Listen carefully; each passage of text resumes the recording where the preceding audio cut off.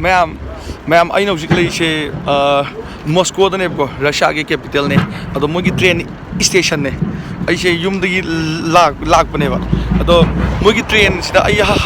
चतुनेबा अइना लेबा मफमदो सिदगी पुंग 9 मापन लापेबा अदो फ्लाइट से पाए अदो फ्लाइट तो अइना तोंग्रेबा सिदा ऐसे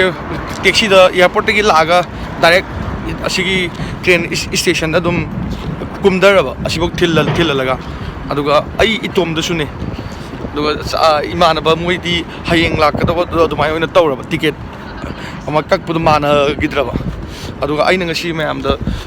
उच्चदुइसे खोगी ट्रेन से मोइ कमाय तौगे मनुंगदा आई चति चलेबको अदो कमाय तौगे खोटके मोइसे आई उच्चरके मोइदो नानदबरदो अदो नानबनेबा अदो कमाय तौगे दो आई हाइरके असिगी ट्रेन स्टेशन जे खोगी ख्वाइदगी चावबा आदि मॉस्को की मेन द ओइबनिको सिदगी मोइ रशिया जे लम याम चाव लमनिदा सिदा लोना चटपा लोइ फंगबनि मी याम मफमनेबा आइगी ngaibamdubudi asomdaneba naina sina saina pochai kita ke legi ying la achapot changen mogi train se ko yam tine nungaibam leiba aigi experience ko aina han ba train tong ba ai je bit yamna tieba ko as train ga haibdu ko aduga ai noma thaba ama chat pai tre khoi imanabam leiba atoba city da mai ma ta chalu be train tong da yada be tongeba ai akhoma da haini ge phone torga ima koi manipur gi domestic flight to adudi hen naliga haini ge moise manung da ko servicing ka taweba achapot ka yolak pi taweba train manung da adagi mopa pida adagi mompa adagi mon loina pipi ne ba ang obang ta adagi पैसा जो होंगे बा normal ने बा आइगी ticket से अदगी ticket की कागज पसे बोगी दा कागज पसे मोगी एयर होस्टेस की टाइप ता नुनुपीना आई आंबने लेरम दोसे अदुगा तुम रहे हो अहिंग अनि सुदने असिगा तुमक तो आई ngसाई फ्लाइट तो तुमक ट्रेन हौजि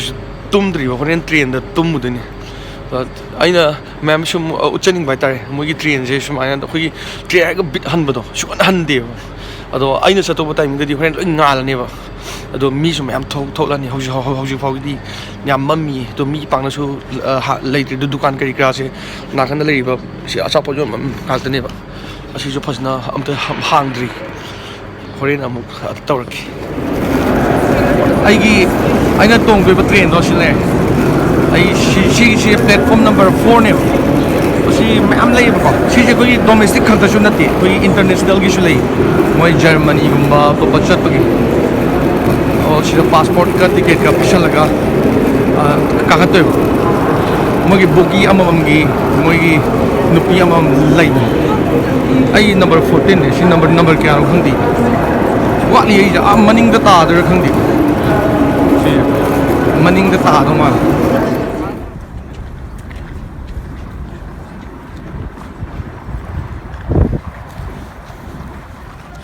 आई ट्रेन असले आई तोंबम आदा नुपी खरा इबोक की बेस हते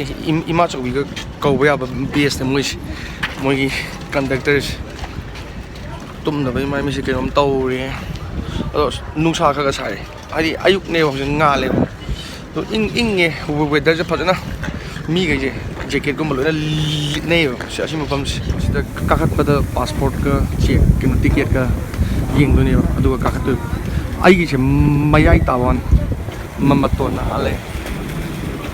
मोगी शिट करी का सुलकी ये मनु चने सि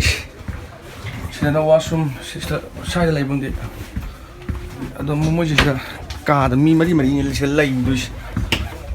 आइदो मोइदो रूम नंबर 5 द संगासले मी मरी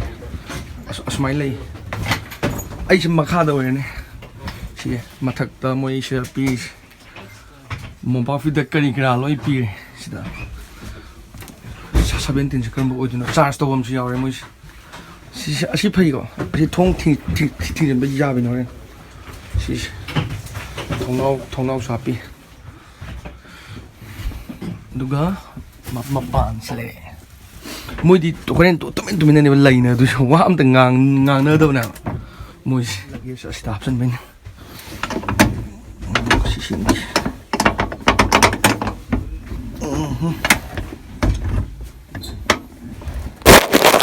मुझे टॉवेल में सुपीरे Ito sina Mongumgin. Ito sina bedsheet ka. Ano ka? Pajub siya. Asi ay ini ba?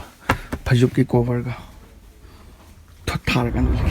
Asi siya ay gi room ne. Room mo re. Ay gi na thare mo na pirak pa ang angu ba nga ne ba. Thare hay tay ta.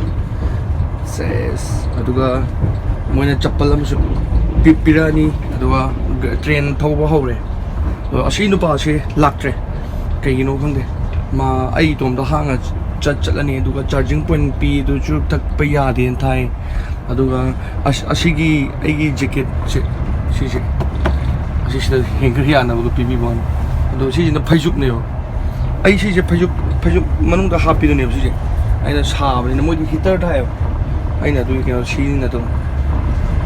mapan gi building jungle ne lalai hꯧjik se ai hipna na pham tha ba khot palona loire ba ko ado keno tawduni ngahak leiraga mo khoi flight ta achapot pi ba lakpado adumaina moi se amu lakane ba cha nung thakning ba adagi ado beer gumba di yadi moi se yu nung yon ba adagi ke loi to mafam ne do train da di yu nung se yade ado cha gumba atai kari kara lo lo ne yai moi na ren pi ba lakani si khoi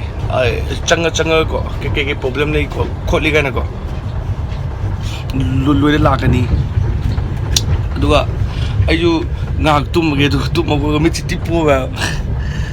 tumaga mo ke ko pe apno do utcher ke washroom toilet chu utcher ki huren ngak le noodles это ты знаешь Maggi перевод напишите Maggi поре mana спасибо Maggi washroom yin moi washroom chak sa ba yor di chak ga no ngak tang le chak ka ja asi di ke no ne chang je contractor ge moi chup thak no na mam tha ri sha isle moi toilet kes le ba happy ba ching kita moi chapal piri ba ai chapal tong bi do ya ne shampoo ke ga su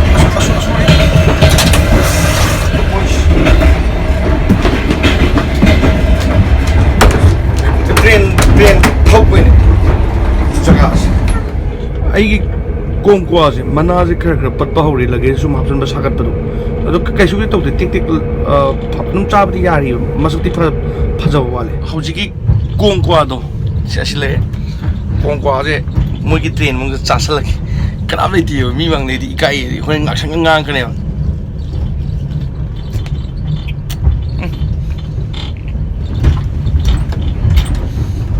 Hawa Kunu ya me Kunu ya me je Lai ngak sang bak mang sakal ya Hawa ai kong kwa je pa me atai de pam de kong kwa je ai mana ba ama lei ba ko mai shwe na pu bi ba ai mana ba surjo na nam le ma kong kwa pa me ba ai na porok ne kong kwa lo tangi na dili de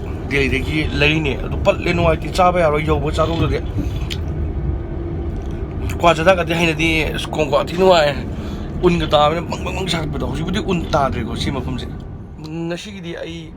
blog se matang sida lotion jerge aido ai yaugodo pung ama makai khata ngare ado aido tumdi tumaroi brush phasnam tawruge ngarang tum hogolak bagi do lai se suram ne ngarang kwa chawe ado ai atopa blog so ai thaganar ba honajar ke do sigi blog se ai tum sit pha da bidum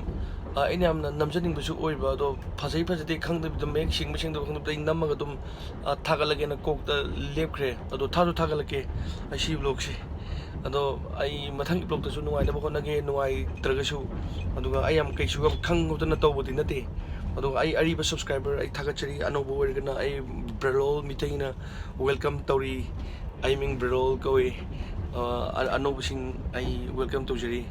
do ngasi di lapnar se yai pare bye bye ꯑꯩꯁꯨ brush ꯇꯧꯔꯛꯈꯤ